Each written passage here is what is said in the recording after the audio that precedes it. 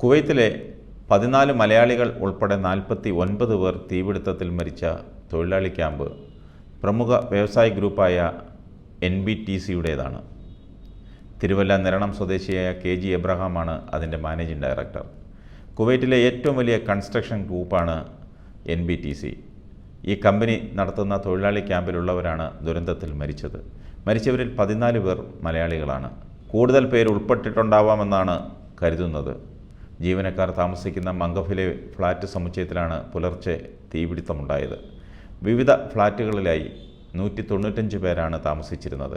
അപകട സമയത്ത് 160 പേരാണ് ഫ്ലാറ്റുകളിൽ ഉണ്ടായിരുന്നത്. താഴത്തെ സെക്യൂരിറ്റിയുടെ മുറിയിൽ നിന്നാണ് തീ പടർന്നത്.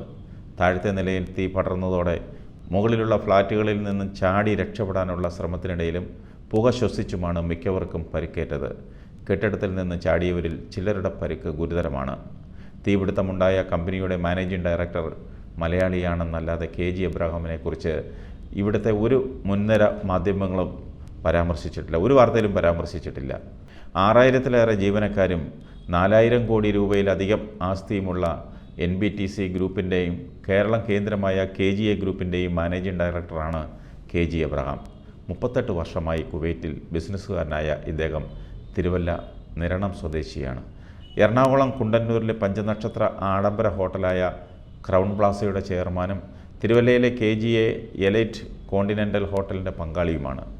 കേരളത്തിലെ റിയൽ എസ്റ്റേറ്റ് മേഖലയിലും നിക്ഷേപം നടത്തിയിട്ടുണ്ട് ഇദ്ദേഹം. കുവൈറ്റിൽ നിർമ്മാണ മേഖലയിൽ ചെറിയ തോതിൽ തുടക്കം കുറിച്ച KG എബ്രഹാം മികച്ച നിർമ്മാണങ്ങളിലൂടെ വിശ്വാസ്യത നേടി വളരുകയായിരുന്നു. 1977-ലാണ് NBTC ഗ്രൂപ്പിന് തുടക്കമിട്ടത്. കുവൈറ്റിലെ വൻകിട നിർമ്മാണ കമ്പനികൾ ഉൾപ്പെട്ട ഗ്രൂപ്പാണിത്.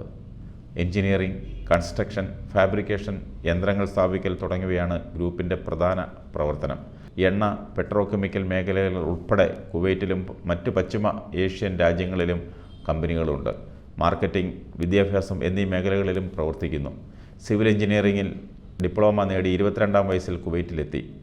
ബദ്ദ ആൻഡ് മുസൈരി എന്ന സ്ഥാപനത്തിൽ 60 ദിനാർ ശമ്പളത്തിലായിരുന്നു അദ്ദേഹത്തിൻ്റെ തുടക്കം.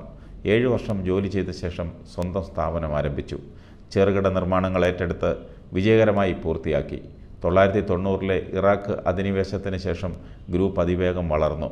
ഹൈവേ സെൻറ്റർ എന്ന പേരിൽ സൂപ്പർ മാർക്കറ്റ് ശൃംഖലയും കുവൈറ്റിലുണ്ട്. കേരളത്തിൽ ഒരു മന്ത്രിയുടെ രാജിയിലേക്ക് നയിച്ചതുൾപ്പെടെ രാഷ്ട്രീയ വിവാദങ്ങളുടെ തോഴനായിരുന്നു വ്യവസായി പ്രമുഖനായ KG എബ്രഹാം. VS അച്യുതാനന്ദൻ മന്ത്രിസഭയിൽ പൊതുമരാമത്ത് വകുപ്പ് മന്ത്രിയായിരുന്ന TU കുരുവിളയുടെ മക്കൾ ഉൾപ്പെട്ട രാജകുമാരി ഭൂമി ഇടപാട് പുറത്തു കൊണ്ടുവന്നത് ഇദ്ദേഹമാണ്. ഇടുക്കി രാജകുമാരി വില്ലേജിലെ 50 ഏക്കർ ഭൂമി 7 കോടി രൂപയ്ക്ക് KG എബ്രഹാമിന് വിൽക്കാൻ കുരുവിളയുടെ മക്കൾ ശ്രമിച്ചിരുന്നു. എന്നാൽ ഇത് പുറമ്പോക്കാണെന്നും കുരുവിളയുടെ ബിനാമി ഭൂമിയാണെന്നും തിരിച്ചറിഞ്ഞതോടെ KG എബ്രഹാം ഇടപാടിൽ നിന്നും പിന്മാറി. മുടക്കിയ 7 കോടി രൂപ തിരികെ കിട്ടിയില്ല. ഇക്കാര്യം എബ്രഹാം ഉന്നയിച്ചതോടെ അന്വേഷണത്തിന് IAS ഉദ്യോഗസ്ഥനായ രാജു നാരായണസ്വാമിയെ സർക്കാർ നിയോഗിച്ചു. ഇതിൻ്റെ റിപ്പോർട്ട് പുറത്തു വന്നതോടെയാണ് മന്ത്രിക്ക് രാജിവെക്കേണ്ടി വന്നത്. പ്രളയ ദുരിതാശ്വാസത്തിനായി നൽകിയ ഫണ്ട് അർഹരിലേക്ക് എത്തിയില്ലെന്നും ഇനി ഒരു രാഷ്ട്രീയ പാർട്ടികൾക്കും സംഭാവന നൽകില്ലെന്നുമുള്ള KG എബ്രഹാമിൻ്റെ പ്രസ്താവന ഒരുപാട് വിവാദമുയർത്തിയിരുന്നു. അടച്ചിടുന്ന വീടുകൾക്ക് നികുതി ചുമത്താനുള്ള സർക്കാർ തീരുമാനത്തിനെതിരെയാണ് എബ്രഹാം പ്രസ്താവന നടത്തിയത്. സർക്കാരിന് അഹങ്കാരമാണെന്നും ഇടതുപക്ഷത്തിന് വോട്ട് ചെയ്ത താൻ വിഡ്ഢിയാണെന്നും KG എബ്രഹാം ഒരിക്കൽ തുറന്നടിച്ചിരുന്നു. ബ്ലെസ്സിയുടെ സംവിധാനത്തിൽ 16 വർഷമെടുത്ത് പൂർത്തിയാക്കിയ ആടുജീവിതം എന്ന സിനിമയുടെ നിർമ്മാതാവ് എന്ന നിലയിലും KG എബ്രഹാം മലയാളികൾക്ക് സുപരിചിതനാണ്.